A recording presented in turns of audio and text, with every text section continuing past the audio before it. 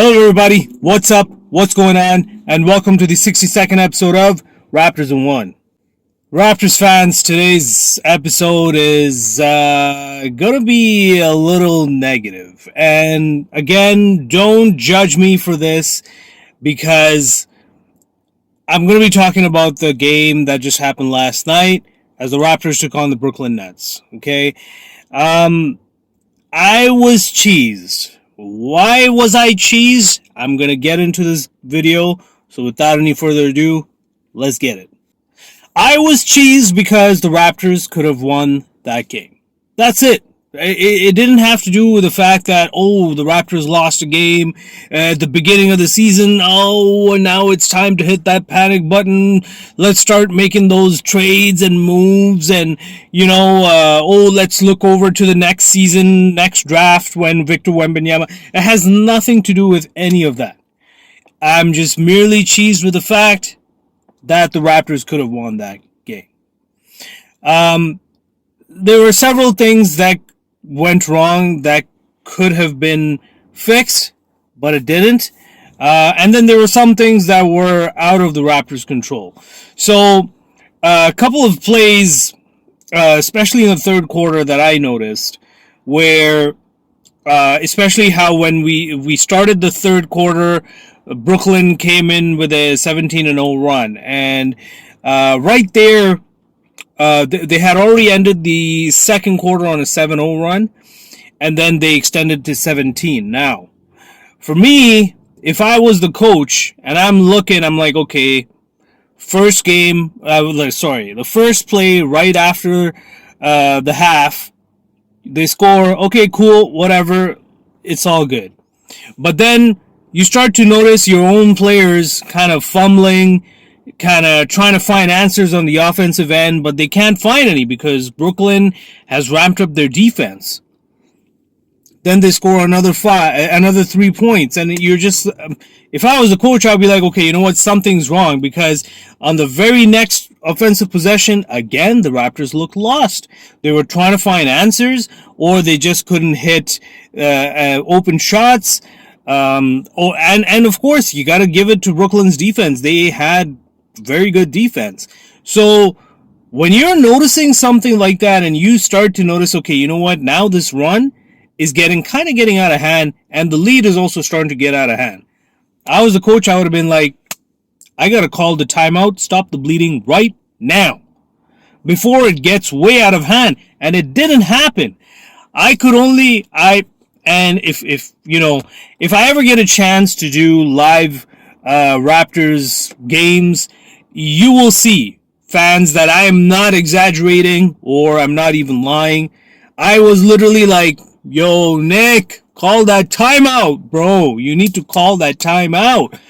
Your team, they're looking lost on the offensive end. They don't know how to respond to that defense. Or they came out cold from the half. You need to get them motivated or, have them regroup. Be like, hey, man, this is our game plan. Don't forget the game plan. Just be weather the storm. Everything's going to be all right. But no, it got out of hand. It got to a 17-0 run. And then he was like, okay, maybe this is the perfect time to call that timeout.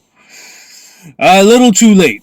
Now, does that mean that was the end of the game? Not really, because we ended up catching up, and at one point, and a few points, we even took the lead. But again, to come back from a 10-point deficit. I know 10 points in a regular NBA game, and with the kind of talent that you have on the in the NBA teams, and how we always, especially the way the game is designed now, everything is three-pointers. Yeah, you can cut that gap. But this is a Brooklyn Nets team. And when they ramped up their defense, you could see why this could be a scary team to deal with. And then you have powerhouses like Kevin Durant. You have Kyrie, and Kyrie cooked us. Even Kevin Durant, even when he was cold from the 3-point, from the perimeter, he still cooked us. And Kyrie was just Kyrie. Uncle Drew at its best, baby. He put on a display. And, his handles, like, I always used to debate whether his handles were better or Steph's were better. But after seeing last night, I was convinced. I'm like, nope, Kyrie's handles are better than Steph. Not by so much, but just enough to be like, yep, Kyrie has better handles than Steph. Now, Steph, he does have amazing handles. Kyrie's the best in the NBA with the best handles, man. But if you guys think something otherwise, hit that comment section. Let me know, who do you think in the NBA has the best handles. And of course, if you like the content, don't forget to hit that thumbs up button. And if you want to check out some more entertaining content that I've recorded for your viewing pleasure, go ahead, hit that subscribe button. Join the Raptors in One family. Now, some other factors that contributed to our loss, being the bench. Man, the bench wasn't even there. And don't get me wrong, I could tell that they were trying to do something, but man, the bench did not show up at all this game. And when it comes to top tier teams, we have to rely on our bench. We cannot have our starting unit play 30 plus minutes, or sometimes in some cases even 35 plus minutes, because again, this is just the beginning of the season. We still have 80 more games to go. We still have tough competition in the East. The East this time around, this season, the East is tough. And if the East is tough, you can only imagine how the playoffs is going to be. The playoffs is going to be even tougher. So we got to have, our bench has to have, got to figure it out. They got to figure out how to bring it. I get it, again, at the end of the day, in the regular season, they don't have to bring it every night. It would be ideal if they did, but, it doesn't have to be. But you better bring it most of the night, most of the season. You have to bring it, because that is going to translate into playoff. Yes, playoff is a different ball game, but the mentality can't change. You have to bring it every night, or try to. At least try. It wasn't there. The bench didn't even show up. And of course, Nick didn't have much trust in the bench. And so you can see the starting five played north 30 minutes. Again, it's a Brooklyn Nets team. The Brooklyn Nets, my goodness. They could be definitely. Now, even though they're a good team, I still thought we could have beaten this team. This game was a winnable game. Now, the last thing that I want to mention, and it's got to be our free throw percentage. That has been a point of emphasis even the last season, and it's becoming a point of emphasis this season as well. If we didn't miss as many free throws as we did, because we were like 60% from the free throw line, that's not good. I know, Brooklyn was kind of hovering around close to 70 there, but we cannot be, they're free throws. I get it, you're not going to make them all, but you got to make most of them. You got to capitalize on that. We lost by 4 points. If we had made 4 of those free throws, now you're looking into going in overtime. At the very least, we go into overtime. Best case scenario, we come out with a win. But that didn't happen. We missed so many free throws. We cannot let the game be decided based on how many free throws you missed. So I thought the starters, they did as much as they could. Gary Trent, you had an off night tonight, but that's okay. I'm willing to excuse this night. And I really hope that the Raptors learn something from this loss. And I honestly, truly believe they will. And if they don't, believe me, Nick Nurse is going to make sure they do. And Pascal, he had a stud of a game, man. A triple-double this time around. Last game, he had a double-double. This game, triple-double. And again, 30-plus points. And, he scored maybe he had 11 boards, 10 assists, something like that. But yeah, triple-double, right? And it seems like Siakam is, at least from these 2 games, we can see where he wants to go, which is exactly what he had mentioned at the beginning of the season. He wanted to be a top 5 player in the league. with these kind of performances, yeah, he's on his way there. But here's the thing now. You want to be a top 5, you got to be a good free throw shooter. And your free throw percentage wasn't as good as even your field goal percentage. That's a problem. So I think, and I'm not saying that, I'm not just basing it off of this game. I've noticed it the previous season, and of course, last game, this game as well. His free throws, you cannot miss free throws. And I'm not only harping on Pascal. I'm also harping on OG. Even he's not a good, consistent free throw shooter. Of course, Precious, he's improved, but he needs to improve a little more. Regardless, at the end of the day, as a team, we cannot afford to lose out on missed opportunities when it comes to the free throws. Again, this is just the second game. There's no need to hit the panic button, you know.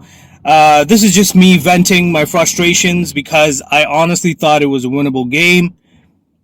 Am I panicking? Not really. I'm not even thinking about making moves or anything yet. I'm not even thinking, oh, we need to get rid of Gary Trent because he had a bad game. One bad game at the beginning of the season. Big deal. I see his name being tossed around a lot in trade scenarios and, oh, who we can give up. You know, should we give up OG or Gary, blah, blah, blah. Man, I'm saying, you know, unless there's a really decent player out there, I don't know, maybe like a Shea Gilgeous, I wouldn't mind giving up Gary then. But honestly, Gary, if I could keep Gary, I'm keeping him. Like, I know he doesn't fit the whole 7-foot wingspan bill, but he is an elite perimeter defender. He's actually one of the top defenders on the perimeter in the league. Why wouldn't you want to keep him? And when he's hot, he's hot. So, you know, and I feel like, yes, that's one aspect of his game he needs to work on, which is being consistent now. Like, yes, there can be streaks where he can go 5 games scoring 30 plus points and just going nuts. And then all of a sudden he dips. And then he comes back again a little bit here and there. Maybe consistency is what he needs to work on. But, you know, it's going to come. It's going to come. And he's competing with the likes of Pascal, Scotty, Freddie, OG, you know, in terms of touches. So, what are you going to do? Fred had a decent game.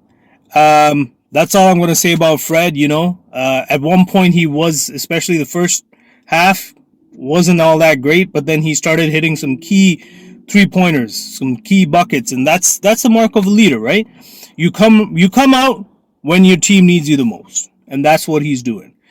As for Scotty Barnes, I gotta say, man, I thought he had an off night, but then when I looked at his stats, I was like, yeah, he actually quietly had a very good game. And that goes to show, you know, like, I knew he was putting in the effort in all the other facets of the game, apart from the scoring. And I knew he had a little bit of foul trouble, you know, but it seemed like he was, you know, struggling on the offensive end, but clearly he wasn't. Man, stats don't lie. Either way, one thing I gotta mention before I end this, I liked what Pascal said in his post-game press conference. You know, the reporters, they were lauding on what a great game he had. Statistically, you know, and individually, he had a great game. 37 points, 11 boards or 13 boards, 11 assists, something like that.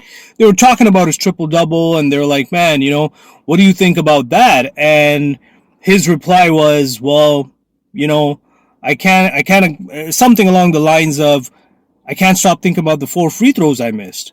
Yes, that's a sign of a true professional, a true perfectionist, and a leader.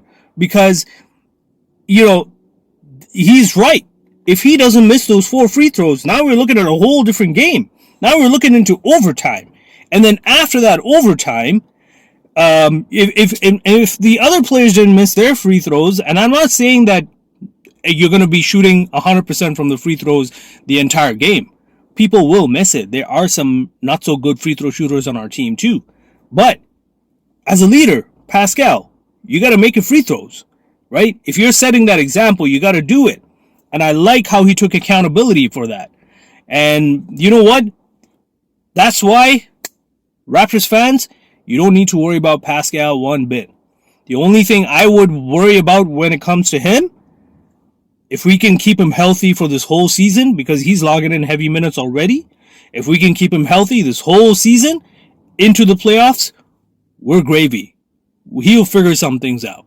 So that's all I got for today, folks. Again, just a reminder, if you like the content, don't forget to hit that thumbs up button. And of course, if you want to check out some more of my content, hit that subscribe button and join the Raptors in One family. You are more than welcome to join.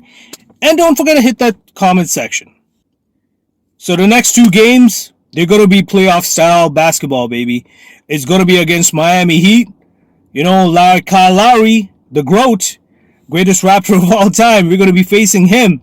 So that's going to be something special. And you know, if it's any indication from the last season, the Raptors did have some amazing games against the Miami Heat, and they were close. And we showed real heart. So you know these two games are not the ones to miss. I, for one, am definitely looking forward to it. So until next time, I'm out.